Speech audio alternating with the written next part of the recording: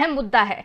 क्यों? क्योंकि हम टीवी पर जब अपनी एंकरिंग के लिए यहां पर बैठते हैं, किसी मुद्दे को बताने के लिए यहां पर बैठते हैं, तो हम पत्रकारों पर एलिगेशन लगाया जाता है। अब आप लोग ये सोच रहे होंगे कि ना तो मैं राजनीतिक बातें कर रही हूं, ना मैं कुछ और बातें कर रही हूं, तो इस तरह का जो एलिगेशन लगाने का मैंने मामला यहां पर उठाया है, वो क्यों उठाया है बताती हूं। मामला ये था कि अभी 7:30 बजे मैं एक डिबेट यहां पर कर रही थी, जिसमें हमारे जो प्रवक्ता थे भूपेंद्र गुप्ता जी, वो हमसे जुड़े और कई तरह की यहां पर जो है एलिगेशन मुझ पे लगाए गए। तो इसको लेकर क्यों कांग्रेस जो है वो बौखलाहट में है? अगर मैं अपना पक्ष या मेरे जैसे पत्रकार जितने भी साथी हैं, खासकर महिला एंकर जो पत्रकार हैं, जो अपने यहां पर पक्ष रखती हैं, क्यों उनको नाकारा बदतमीज बोल दिया जाता है? क्या हम अपना पक्ष रखना यहां पर छोड़ दें? कांग्रेस ये चाहती है। अहम मुद्दा बहुत था। सोनिया गांधी जी CWC की यहां पर बैठक में बैठी थी, जिसमें उन्होंने ये कहा था कि कांग्रेस को अब क्या बोलते हैं, सुधार की जरूरत है। लेकिन किस तरीके की सुधार की जरूरत है, इसी पर हम यहाँ पर बात कर रहे थे। लेकिन जो कांग्रेस प्रवक्ता हैं वो काफी बौखला गए। किस तरीके से बौखलाई, आइए आपको बताते हैं। तो ऐसे में कांग्रेस का पार्टी का जो कार्यकर्ता है वो कहाँ चला गया? आपने कभी देखा है कि उन्हें घर घर जाते हुए जैसे खबरें छप रही हैं अखबारों में, और आप लोग भी खबरें ही दिखा रहे हैं, विजुअल दिखाइए। आप बार-बार मेरे पर क्यों आ रहे हैं कि मैंने देखा कि नहीं देखा, आप उसमें अपनी ओपिनियन मत जोड़िए, इसलिए कर रहा हूँ मैं आपको। अभी सीखना पड़ेगा आपको। मुद्दे से ना भटकिए, यहाँ पर हम कांग्रेस की बात करने बैठे हैं। नहीं, आप गई आप मुद्दे से भटके हुए सवाल मत करिए। तो मैं मेरा कोई सवाल भटका हुआ नहीं, तो आप जवाब दीजिए ना। फिर कहाँ चले गए? अभी मैंने बोला कि काम नहीं कर रहे हैं, तो आप मुझ पर उसमें आ गए कि आप काम नहीं कर रहे हैं, कर लिया। आपकी पार्टी को चिंतन करने की जरूरत है। मेरी चिंता आप मत कीजिए कि मैं क्या सीख रही हूँ, क्या नहीं सीख रही हूँ बैठ के। तो जनता, अरे तो बाबा जनता ने नकारा तब ना मानिए। जनता ने नकार दिया, उसके बाद आप स्वीकार करिए ना कि अब हमें करना चाहिए, वहां पर हमें सुधार की जरूरत है। नहीं, मुझे गोस्वामी मत बनिए एक दिन में। मैं पूरी तैयारी के साथ में आपके साथ टीवी स्क्रीन पर बैठ, मेरी बात सुन लीजिए जी, टीवी स्क्रीन पर बैठ रही हूँ मैं, मेरे को जरूरत नहीं है। ये जयचंदो की राय नहीं चाहिए कांग्रेस को जयचंदो की राय नहीं चाहिए। राय कोई नहीं दे रहा भूपेंद्र जी, आपको यहाँ आला कमान ने कहा है। भारतीय जनता पार्टी से पूछो कि हर जगह जयचंदी हावी क्यों है। CWC की बैठक पर स्वदेश न्यूज पर लाइव डिबेट चल रही थी। गेस्ट थे कांग्रेस प्रवक्ता भूपेंद्र और भाजपा विधायक कमलेश जाटव। एंकर थी अंशुल शर्मा। जब कांग्रेस प्रवक्ता भूपेंद्र गुप्ता से सवाल किया गया, जब CWC की बैठक में सोनिया गांधी ने माना कि पार्टी में सुधार की जरूरत है, तो क्या आप स्वीकार करते हैं कि अब पार्टी में वाकई सुधार की जरूरत है? तो इस सवाल का जवाब न देते हुए किस तरह से बौखलाए हैं, आइए आपको सुनाते हैं। तो ऐसे में कांग्रेस का पार्टी का जो कार्यकर्ता है वो कहाँ चला गया? आपने कभी देखा है कि उन्हें घर घर जाते हुए जैसे खबरें छप रही हैं अखबारों में, और आप लोग भी खबरें ही दिखा रहे हैं, विजुअल दिखाइए। आप बार-बार मेरे पर क्यों आ रहे हैं कि मैंने देखा कि नहीं देखा, आप उसमें अपनी ओपिनियन मत जोड़िए, इसलिए कर रहा हूँ मैं आपको। अभी सीखना पड़ेगा आपको। इसके बाद जब जमीनी कार्यकर्ता के सवाल पर भूपेंद्र गुप्ता अपना आपा खो बैठे और एंकर को भाजपा प्रवक्ता बनने तक की सलाह दे डाली, तो क्या कुछ कहा आप खुद ही सुन लीजिए। आप बनने अभी भाजपा की प्रवक्ता ना, आप कांग्रेस। अब आप मुझे पत्रकारिता करना सिखाएंगे कि मैं प्रवक्ता बनूं कि मैं क्या करूं? आप अपनी नाकामी नहीं स्वीकार कर सकते हैं? आपकी आला कमान मान रही है कि पूरा सुपड़ा साफ हो गया है। आप मुझे सिखाएंगे कि मैं प्रवक्ता हूं कि नहीं हूं? आप मुझे बताएंगे कि मैं प्रवक्ता बन के बैठूं यहाँ पे? भूपेंद्र गुप्ता एक वरिष्ठ प्रवक्ता है, मगर किसी टीवी चैनल पर इस तरीके से महिला एंकर के साथ बहस और बदतमीजी करना कहां तक सही है? ये डिबेट कांग्रेस प्रवक्ता की मानसिकता और महिलाओं के प्रति सम्मान को दर्शाता है। यही नहीं, जब उनसे कुछ बोलते ना बना तो एंकर को अर्नब गोस्वामी न बनने की सलाह दे डाली। अब अर्नब गोस्वामी देश के ख्याति प्राप्त पत्रकार हैं और अर्नब न बनने की सलाह उनके मीडिया के प्रति दुर्भावना को साफ तौर पर दर्शाता है। नहीं, गोस्वामी मत बनिए एक दिन में। मैं पूरी तैयारी के साथ में आपके साथ टीवी स्क्रीन पर बैठ, मेरी बात सुन लीजिए जी, टीवी स्क्रीन पर बैठ रही हूँ मैं, मेरे को जरूरत नहीं है। और कांग्रेस प्रवक्ता यही नहीं रुके, अपने साथी तक को जयचंद कह डाला। मुद्दे से भटककर किस तरीके से बात की, ये भी हम आपको बताएंगे। एंकर को कहा कि अभी बहुत कुछ सीखने की जरूरत है और ये जो एंकरगिरी आप कर रही हैं, ये अभी नई है। अब सवाल यहाँ पर ये उठता है कि क्या कांग्रेस पार्टी इसकी तरफ कोई एक्शन लेगी? क्या कमलनाथ अब इनके ऊपर कार्रवाई करेंगे? और इसके साथ ही क्या खुद कांग्रेस की आला कमान सोनिया गांधी, जो खुद एक महिला है, क्या वो इनके ऊपर एक्शन लेंगी? ये देखने वाली बात होगी। तो देखा आपने किस तरीके की बदसलूकी यहाँ पर एक महिला पत्रकार के साथ की गई, किस तरीके से मुद्दे को भटकाया गया और किस तरीके से एंकरिंग गिरी जो शब्द यहाँ पर यूज किया गया और वो कितना सही लगा। और इसी पर हमारे साथ में आज हमारे साथ 3 मेहमान यहाँ पर जुड़े हैं, जिसमें पहली हैं चंदा अरोड़ा जो कि चेयरपर्सन है, परमानंद पांडे जी जो कि IFW से हैं, और इसके साथ ही कृष्ण मोहन झा भी हमारे साथ यहाँ पर जुड़े हुए हैं। बहुत बहुत स्वागत है आपका हमारे साथ जुड़ने के लिए। और मैं यहाँ पर जानना चाहूंगी चंदा जी, आप भी एक महिला हैं, जो अगर हम यहाँ पर अपना ओपिनियन रख रहे हैं और उसके बाद में जिस तरीके से यहाँ पर बदसलूकी की जा रही है, मानती हूँ कि भारत जो है वो एक पुरुष प्रधान देश रहा है, महिलाओं का सम्मान यहाँ पर सिर्फ तीज त्योहार और व्हाट्सएप फेसबुक पर ही आजकल हो गया है, लेकिन महिलाओं का कितना सम्मान यहाँ पर किया जा रहा है ये हम इस तरीके से देख सकते हैं। लेकिन एक लाइव डिबेट शो में जिस तरीके से यहाँ पर मेरे साथ बदसलूकी की है, कितना सही लग रहा है आपको और क्या करना चाहिए अब इनको? देखिए, मुझे तो मैं मान के चलती हूँ इस तरह की बहसबाजी मुझे अच्छी नहीं लगती है कभी भी किसी भी टीवी चैनल पर। और मैं इसमें आपको ये भी कहती हूँ, ये कोई महिला और पुरुष प्रधान देश अब ऐसा कुछ नहीं रह गया है ना। आप इस तरह से सोचें, आप अपने आप कितनी आगे बढ़ गई हैं, आप देखिए अपनी लाइफ में। और मुझे जो ये मैंने बहस के टुकड़े सुने हैं इसमें, आप माफ कीजिएगा, मुझे ये दोनों तरफ से लड़ाई काफी गर्म जोशी से करती हुई सुनाई दी है। ऐसा नहीं है कि आपने जवाब नहीं दिया है। और मुझे लगता है कि आपको इस चीज की तसल्ली भी होनी चाहिए कि अगर उन्होंने आपके साथ कुछ ऐसी बात कही जो आपको, मैं शुरू का हिस्सा नहीं सुन पाई थी, मगर अगर उन्होंने कुछ गलत वर्ड्स बोले तो बहुत गलत है, नहीं बोलना चाहिए था। परंतु मुझे लगता है कि आप इसमें से विनर ही निकली हैं। मुझे तो नहीं लगता है कि आप कहीं से हार के निकली हैं। मुझे तो लगता है जी नहीं, विनर और नॉन विनर वाली यहाँ पर बात नहीं है। हम एक मुद्दे को लेकर बैठे थे, उस पर प्रधान कहाँ से हो गए, पुरुष कहाँ से प्रधान हो गए? आपने भी तो उनको अच्छी तरह से मतलब समझा दी बात अपनी, आपने भी तो अपनी बिल्कुल आपका जो स्टेटस है आपने उनको वो भी तो बता दिया। तो आप इसमें बिल्कुल इसको पुरुष और महिला का लड़ाई न समझें। मुझे चैनल्स पर इस तरह का लड़ाई झगड़ा जमता ही नहीं है। कई लोगों को बहुत अच्छा लगता है इस तरह का, परंतु हमको नहीं अच्छा लगता है। और हमें तो अच्छा ये भी है कि अगर वो लड़े हैं तो आप भी बहुत लड़ी हैं। क्या कहते हैं वो, खूब लड़ी मर्दानी, उस तरह से आपने बहुत अच्छा जवाब दे दिया, वो भी लड़ ली है आप। चंदा जी, मैं यहाँ पर जानना चाहूंगी कि जिस तरीके से एलिगेशंस लगाए जाते हैं, सिर्फ मेरा ही मुद्दा नहीं है और भी लोगों पर लगाए जाते हैं, तो ये कितना सही है? हम तो अपनी बात रख रहे हैं ना, तो इतनी बहस, इतना गुस्सा क्यों? हाँ बिल्कुल, जेंडर से हटकर अगर आप बात करेंगी, बिल्कुल सही है ये बात कि वो तो सभी को बोलते हैं। जो अगर किसी ने कांग्रेस के फेवर में कुछ बोल दिया तो कांग्रेस के प्रवक्ता बनने के लिए बोलते हैं। ये बहुत ही गलत चीजें हैं। इस तरह की बातें स्क्रीन पे नहीं होनी चाहिए, टीवी पर नहीं होनी चाहिए, डिबेट्स पे नहीं होनी चाहिए।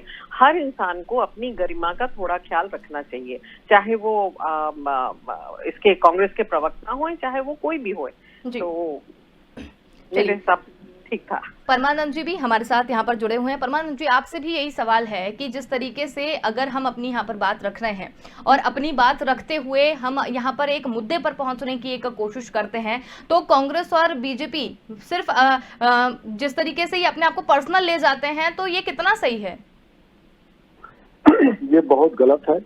मैं इसकी भर्त्सना करता हूँ, मैं इसकी निंदा करता हूँ कठोर शब्दों में। लेकिन एक बात जरूर है कि यहाँ महिला और पुरुष का सवाल नहीं है। आप एंकर की तरह से काम कर रहे हैं और एंकर एक पत्रकार की तरह से आप किसी मामले में पीछे नहीं रहे। आपके सवाल बहुत ही वाजिब सवाल थे, आपने बहुत अच्छे प्रश्न पूछे थे, उन प्रश्नों का उन्हें उत्तर देना चाहिए था, लेकिन उनकी वो बौखलाहट उनके सामने आ गई। उस बौखलाहट में उन्होंने आपको कहा कि आप अरणो नहीं बनने की कोशिश करिए। ये बहुत ही निंदनीय है। हर एक पत्रकार की इच्छा होती है कि वह अपने आप को अच्छी स्थिति में ले जाए, अच्छे सवाल करे, अच्छे प्रश्नों को आपके सामने रखे और उसका अच्छा जवाब दे। आपने बहुत सटीक सवाल पूछे थे, आपके सवाल बहुत अच्छे थे, लेकिन जो उनके जवाब थे वो उनकी बौखलाहट को दर्शाते हैं। मैं उनकी बौखलाहट की घोर निंदा करता हूं, क्योंकि वह आपके प्रति उन्होंने अपमानजनक शब्दों का प्रयोग किया। ये तो मैं, लेकिन आप इसको महिला और पुरुष के रूप में न देखें। ये नहीं, मेरा कहने का जो मतलब था कि पुरुष प्रधान और महिला जो भी है, लेकिन मेरा सिर्फ जेंडर के साइड ले जाना ही नहीं था, क्योंकि पत्रकारिता में वाकई में जेंडर नहीं देखा जाता है कि आप महिला हैं या पुरुष है। आप पत्रकार हैं मतलब आप पत्रकार हैं। लेकिन उन्होंने भी जिस तरीके से पूरे डिबेट में, ये तो सिर्फ हमने कुछ क्लिपिंग्स यहाँ पर दिखाई थी, पूरे डिबेट में जिस तरीके से उन्होंने यहाँ पर बात की है कि आप एंकर हैं और आप अभी सीख रही हैं, अभी आपको बहुत ज्यादा जरूरत है, तो इस तरीके के जो शब्द यहाँ पर है तो वो कहीं ना कहीं गलत लगे मुझे, इसलिए मैंने ये शब्द का यूज किया। आपने एकदम सत्य बात कहा। जो उन्होंने जिन शब्दों का प्रयोग किया, मैंने पहले ही कहा था कि मैं उसकी घोर निंदा करता हूं। और एक पत्रकार के रूप में आपने अपनी पहचान बनाई है और मेरी तो शुभकामना है कि आप और अच्छी पहचान बनाएं और अच्छे पत्रकार के रूप में उभरें। तो ये पूरी तरह से आप देखेंगे नहीं तो ये किसी भी नए पत्रकार के रूप में, कोई भी नया पत्रकार आ रहा है और उसको इस ढंग से प्रोत्साहित करने का काम किसी पार्टी का प्रवक्ता, और खासतौर पर ऐसी पार्टी का प्रवक्ता जिसकी अध्यक्षा महिला हो, मुझे तो बड़ा अजीब सा लगता है कि ऐसा व्यवहार क्यों कर रहे हैं। और उनके जो ये व्यवहार है कि आपको ऐसा नहीं, नई सीख रही हो और ये कर रहे हो, अरे सवालों का जवाब दीजिए श्रीमान जी। मैं नए हूँ चाहे पुराने हूँ, आप सवालों का जवाब दीजिए और वो सवाल के जवाब अगर आपके सामने आते हैं तो हम उसको जनता तक पहुंचा रहे हैं, लोग देखेंगे इस चीज को। लेकिन आप पर पर्सनल कटाक्ष करना, व्यक्तिगत कटाक्ष करना, ये बहुत ही गंदा था, ये बहुत ही निंदनीय था और हम इसको, ये बहुत ही भड़कनीय था। मैं इन्हीं शब्दों के साथ ये बात कर सकता हूँ कि ऐसे लोगों को पार्टी के प्रवक्ता के रूप में नहीं भेजा जाए चैनल पर तो ही अच्छा रहेगा। लेकिन ये पार्टी का अपना दृष्टिकोण है, मैं इस पर कुछ कहने की जरूरत नहीं कर सकता हूँ कि पार्टी किसे भेजे किसे न भेजे। लेकिन पार्टी खुद सोचना चाहिए कि क्या ऐसे लोग पार्टी के पक्ष को किसी चैनल पर अच्छे ढंग से प्रस्तुत करने में सक्षम है या नहीं है।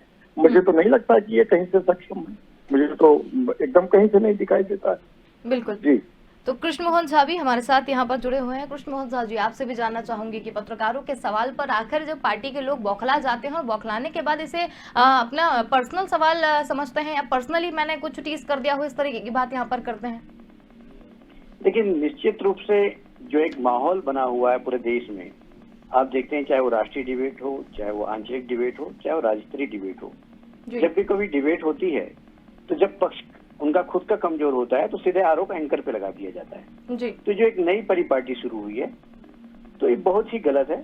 और मुझे लगता है खासतौर पे हम जैसे माननीय पांडे जी ने कहा, माननीय चन्ना जी की बात में सुन रहा था, तो कहीं ना कहीं इसमें आपको स्वयं को और आपके संस्थान को एक एक्शन लेना चाहिए और ऐसे प्रवक्ताओं को टोटल बैन कर देना चाहिए जब तक कि आप उनको एहसास नहीं कराएंगे कि इस प्रकार की जो डिबेट है, क्योंकि जो आप डिबेट जो कर रहे हैं, केवल डिबेट का मतलब ये नहीं होता कि आरोप प्रत्यारोप, बिल्कुल एक सकारात्मक माहौल, किसी चीज का व्यवस्थित जवाब होना चाहिए। हम देख रहे थे कि आपने जो बात रखी थी, आपने जिस ढंग से पहला प्रश्न किया था वो बहुत ही अच्छा प्रश्न था आपका, क्योंकि खुद जब किसी पार्टी की राष्ट्रीय अध्यक्षा कह रही है कि हमें आत्मचिंतन की, आत्ममंथन की जरूरत है, तो उस प्रश्न को कहीं और ले जाना, कई दिशा से भटकाना कहीं ना कहीं प्रवक्ता की हताशा प्रदर्शित कर रहा था।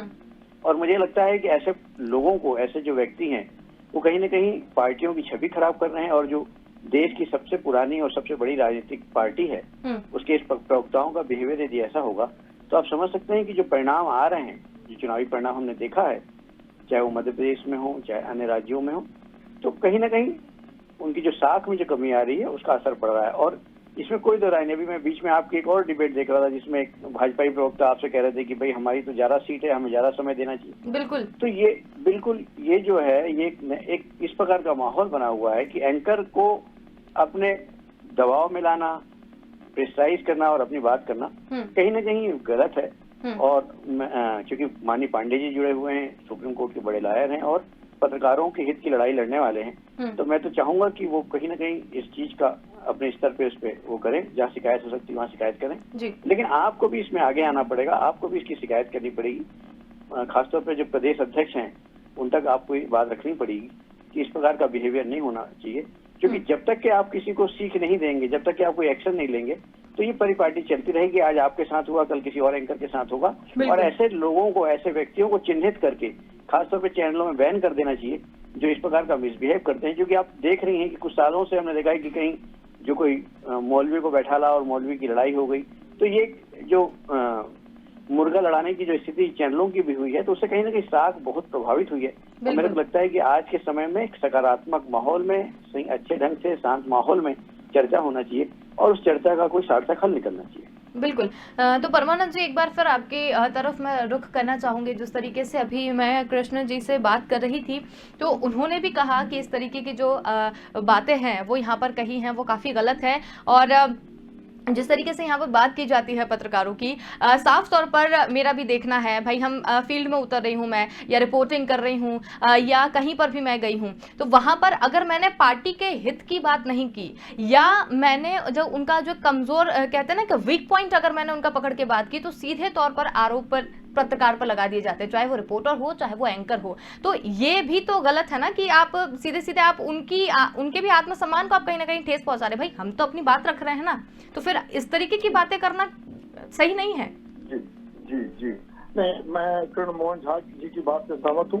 मैं आपको विश्वास दिलाता हूँ कि आपके साथ ये जो घटना हुई है, मैं इस घटना को ऊपर तक ले जाऊंगा। मैं प्रेस काउंसिल ऑफ इंडिया को इस पर एक पत्र लिखूंगा और एक पत्र मैं सोनिया गांधी जी को भी लिखूंगा कि आपके प्रवक्ता ने किस ढंग का ये दुर्व्यवहार किया एक एंकर के साथ। ये पूरी तरह से पत्रकारिता पर हमला है, क्योंकि पत्रकार को अगर नीचा दिखाया जाता है तो ये पत्रकारिता पर हमला माना जाएगा।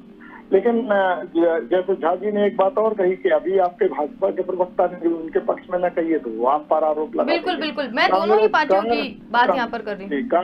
कांग्रेस के प्रवक्ता ने तो आपको ये भी कह दिया कि आप भाजपा की प्रवक्ता बन जा रही हैं। तो ये सब चीजें जो दिखाई देते हैं, ये दोनों तरफ से हताशा, निराशा, कुंठा दिखाई देती है।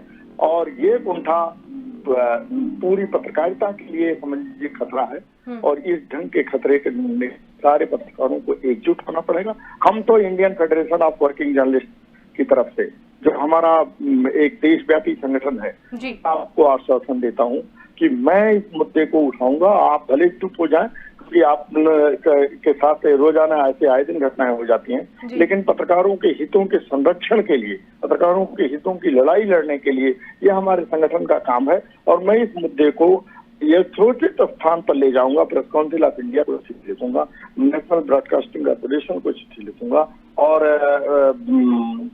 सोनिया गांधी को भी पत्र लिखूंगा।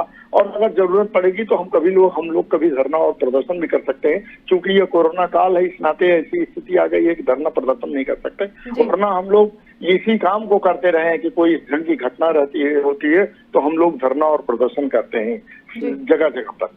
लेकिन कोरोना काल में चूंकि संभव नहीं है, इसलिए हम अपने विरोध को दर्ज करेंगे और आपके बिहाफ करेंगे। ये आप इस चीज से आश्वस्त रहे कि पत्रकारिता पर होने वाले किसी भी हमले को हम बर्दाश्त नहीं करेंगे। बिल्कुल परमानंद जी, जिस तरीके से आपने हौसला अफजाई यहाँ पर करी है, उत्साहवर्धन मेरा यहाँ पर किया है, चूंकि वाकई में मैंने अभी पत्रकारिता ऐसा नहीं है कि अभी शुरू की है, लेकिन जिस तरीके से मैं आगे बढ़ रही हूँ उसमें इस तरीके की बातें यहाँ पर कहना वाकई में कहीं ना कहीं जो है वो मन को लग जाती है, ठेस पहुंचा दी जाती है। लेकिन जिस तरीके से आपने कहा और आपने किया, जिस तरीके से आप मुझे मेरी जो बात है उसको आगे तक ले जाने की यहाँ पर बात कर रहे हैं, तो मैं आपका बहुत तहे दिल से शुक्रिया अदा यहाँ पर आपका करना चाहूंगी। बहुत बहुत धन्यवाद आपका कि आप मेरे जैसे कई और पत्रकार साथी हैं, उनकी भी कई बातों को आप ऊपर तक लेके जाएंगे। और कहीं ना कहीं मुझे ऐसा लग रहा है कि आए दिन जो घटनाएं सामने आती रहती हैं कि इस पत्रकार का मर्डर कर दिया गया, इस पत्रकार को गोली मार दी गई, या कुछ नहीं हुआ तो कुछ लोगों को बुलाकर पत्रकार को पिटवा दिया गया, यो इस तरीके की भी घटनाएं आती हैं, उन पर भी कहीं ना कहीं ऐसा लगता है कि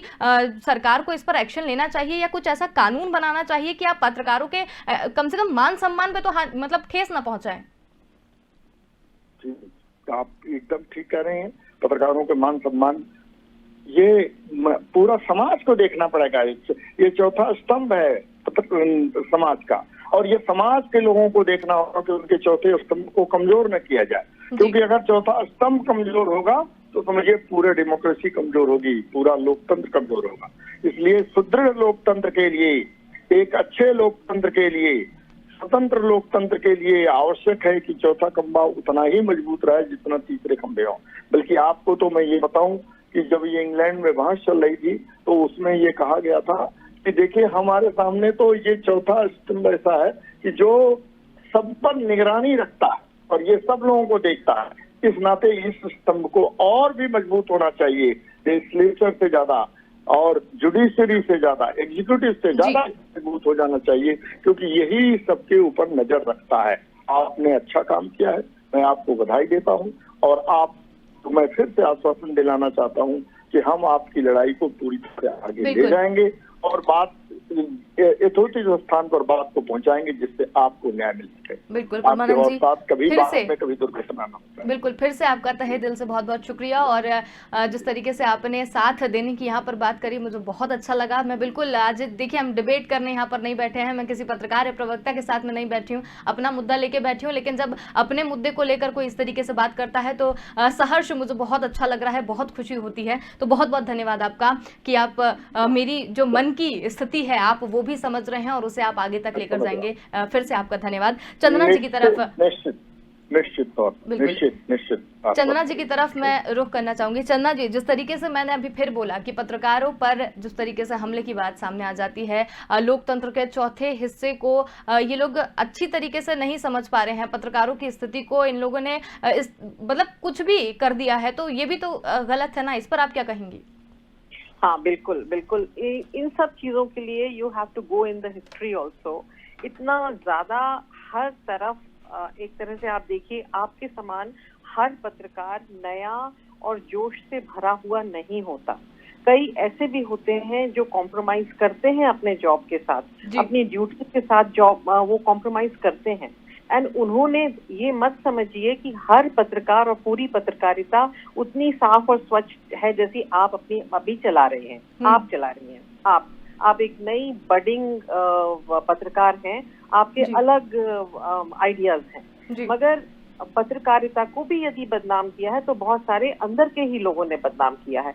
परंतु इसका मतलब ये नहीं है कि आप सबके साथ इस तरह से व्यवहार करें, सबके साथ इस तरह से बात करें। मुझे बहुत अच्छा लगा इस बहस में ये बात कि ये बहस जो है ये आपके दिल की चोट, आपके मन को जो चोट लगी थी, आपका एक देखिए, आप एक यंग लड़की हो, आप बडिंग पत्रकार हो, आप आई हैं बहुत सारी एम्बिशंस के साथ, और आपको इस तरह से यदि कोई बोलेगा तो आपको जितना धक्का लगा उतना ही मुझे लगता है आपको यहाँ पर सपोर्ट मिल गया है, जो आपकी आत्मा को बिल्कुल सुखी करेगा। और आप अपने अच्छे कामों में, अच्छे कार्यों में आप अपनी पत्रकारिता को और चमकाने में लगी रहेंगी। बिल्कुल चंदना जी, बिल्कुल ये जिस तरीके से आप बोल रही हैं, तो इसमें जिस तरीके से बेदाग और साफ पत्रकारिता की बात करें तो देखिए कहीं ना कहीं आवाज ऐसी होती है कि न्यूज चैनल ही इस चीज को दबा देते हैं, आगे नहीं बढ़ने देते हैं।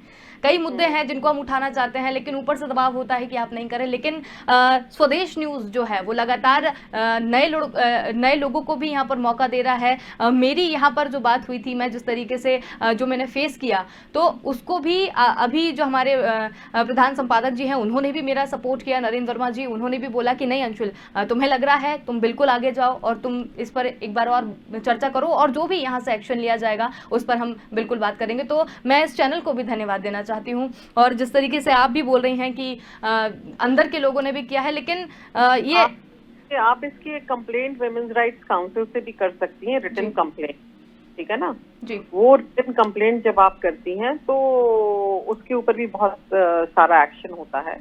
वो कंप्लेंट के लिए भी बहुत सारा, उसमें भी काफी इन्वेस्टिगेशन वगैरह हो जाता है।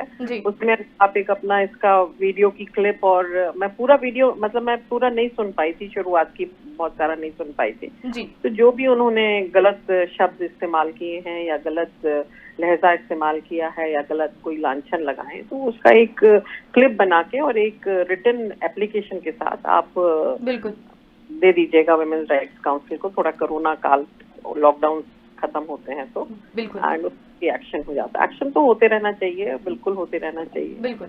तो हमारे साथ कृष्ण मोहन झा भी हैं, समय की कमी भी है और इस चर्चा को यहाँ पर विराम भी देना है। कृष्ण मोहन झा जी, आपसे अंतिम सवाल मैं यहाँ पर करना चाहूँगी। जिस तरीके से सपोर्ट यहाँ पर मिला है, एक बिल्कुल अच्छा यहाँ पर लग रहा है, तो आपसे भी बिल्कुल संक्षिप्त में मैं जानना चाहूँगी कि जिस तरीके से सपोर्ट यहाँ पर लग रहा है, पत्रकारिता को बेदाग करने की यहाँ पर ज़रूरत है, लोकतंत्र के जो चौथे स्तंभ को यहाँ पर आज कुछ भी नहीं समझा जा रहा है, तो उसको एक पहचान दिलाने की यहाँ पर ज़रूरत है।